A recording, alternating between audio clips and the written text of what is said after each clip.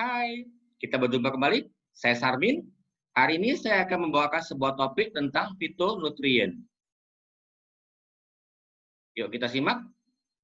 Sebenarnya apa sih fitonutrien itu?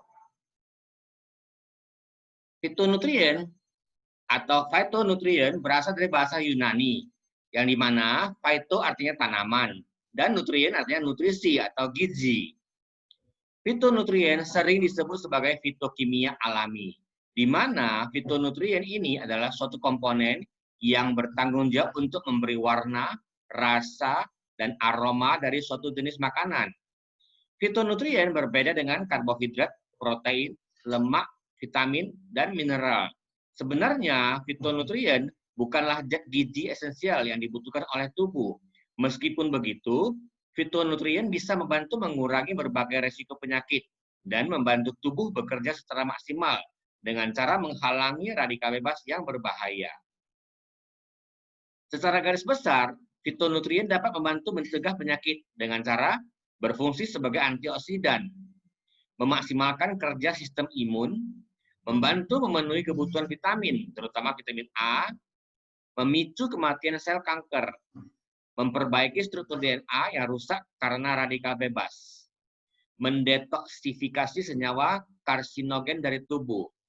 Karsinogen adalah zat yang menyebabkan penyakit kanker dengan mengubah asam deoksiribonukleat atau DNA dalam sel tubuh, sehingga mengganggu proses-proses biologis.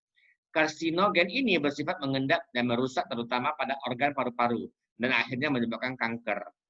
Karsinogen lebih sering dijumpai pada rokok. Nah, sekarang saya akan membahas apa sih radikal bebas. Radikal bebas itu bisa berasal dari berbagai macam, bisa dari UV light ya, sinar matahari, sinar UV, kemudian dari polusi udara, polusi air juga bisa, radiasi ion, kemudian asap rokok, metabolisme tubuh, kemudian inflamasi, peradangan. Semua itu adalah radikal bebas. Jika masuk ke dalam tubuh, akan merusak DNA kita. Nah, sekarang kita bahas radikal bebas dan antioksidan. Pada awalnya, molekul sel tubuh kita dalam keadaan normal adalah yang berpasang-pasangan. Setiap molekul itu pasti adalah punya pasangan-pasangan, sehingga tubuh kita bisa tetap sehat dan fit. Jika terkena radikal bebas atau radikal bebas masuk ke dalam tubuh, maka molekul atau sel tubuh kita akan diserang dan terlepas menjadi pasangan itu tinggal sendirian. Dan kalau kita tidak ada antioksidan, maka molekul yang rusak itu akan menyerang sistem imun kita, sehingga kita mudah sakit. Nah, dan kalau kita ada mengkonsumsi antioksidan, antioksidan inilah yang berfungsi untuk menjadikan pasangan kembali sehingga molekul sel tubuh kita tetap mempunyai pasangan yang utuh dan tubuh kita menjadi fit kembali. Itulah fungsi dari antioksidan dalam menangkal radikal bebas. Sumber fitonutrien dan fungsi-fungsinya. Fitonutrien bisa digolongkan dalam 5 warna. Ada warna merah, kuning atau orange, hijau, ungu atau hitam, dan putih. Nah, sekarang kita bahas satu persatu dari warna-warna tersebut. Warna merah atau bisa kita sebut dengan likopen. Sumber makanannya adalah semangka, ceri, buah delima, tomat, dan lain-lain. Likopen ini bisa meringankan penyakit kardiovaskular, diabetes, osteoporosis, dan kemandulan pada pria. Kemudian likopen juga bisa meminimalkan resiko kanker prostat, mencegah glaukoma dengan melindungi saraf mata dari kerusakan. Nah, sekarang kita ke warna yang kedua, kuning atau orange, atau boleh kita katakan dengan karotenoid untuk kesehatan mata. Sumber makanannya adalah jeruk, wortel, sangkis, labu kuning, markisa, dan lain-lain. Fungsi dari karotenoid adalah untuk mencegah katarak, rabun senja, anemia, kanker, dan darah rendah. Kemudian juga bisa membantu melindungi sel dari menyebarnya penyakit. Makanan berwarna kuning atau orange juga mengandung hesperidin yang bersifat paling antioksidan di antara semua fitonutrien. Jadi warna ungu ini adalah warna kuning ini adalah yang paling tinggi antioksidannya. Hesperidin dapat mengurangi peradangan pembuluh darah, meningkatkan kadar kolesterol baik HDL, dan menurunkan kadar kolesterol jahat LDL. Hesperidin dapat ditemukan pada serat putih bagian dalam jeruk.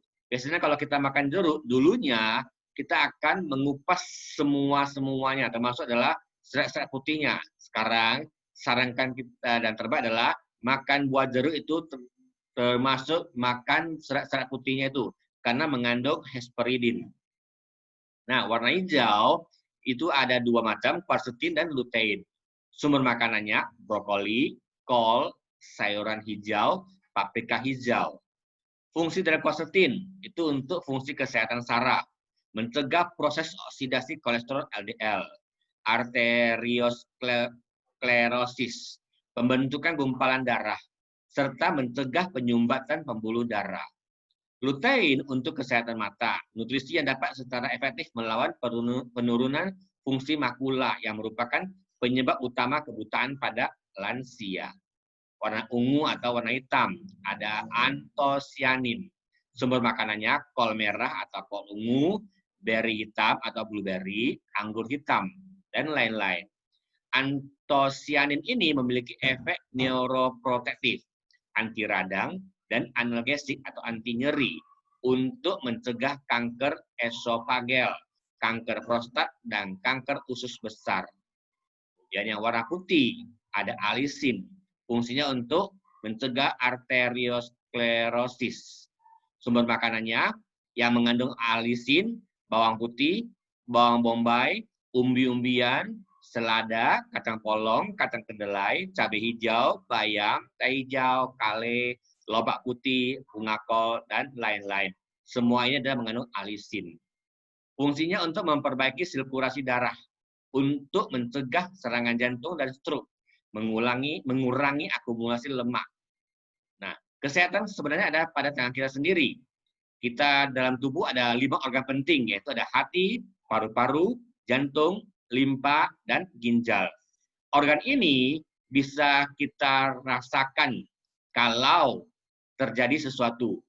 Walaupun kita tidak bisa menyentuhnya, kita bisa merasakan di 5 indera kita. Hati bisa kita rasakan pada mata, paru-paru bisa kita rasakan pada hidung, jantung bisa kita rasakan pada lidah, limpa bisa kita rasakan pada mulut, ginjal bisa kita rasakan pada telinga. Jika mata kita sudah mulai merah, berarti hati kita sudah mulai panas. Hidung kita sudah mulai alergi ataupun tersumbat, berarti paru-paru kita sudah bermasalah. Lidah kita kalau kebas atau mati rasa, berarti jantung kita sudah mulai bermasalah.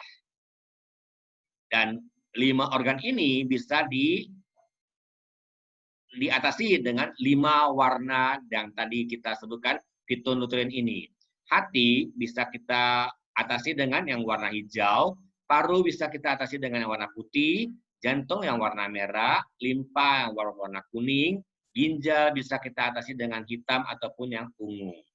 Nah, dan kalau kita menjaga kesehatan kita, maka tubuh kita akan penuh dengan energi. Energi ini bisa kita peroleh dari double S dan berfungsi untuk memperbaiki DNA kita. Sekarang kita masuk ke produk Nutrilite yang mengandung fitonutrien yang tinggi, yaitu double S. Karena double S kita ini mengandung 5 spektrum warna. Ada warna putih, warna orange kuning, warna merah, warna ungu atau hitam, dan warna hijau. Dan yang terbaru ini, next generasi dari double S kita, ada tambahan dari beberapa sayur dan buah-buahan.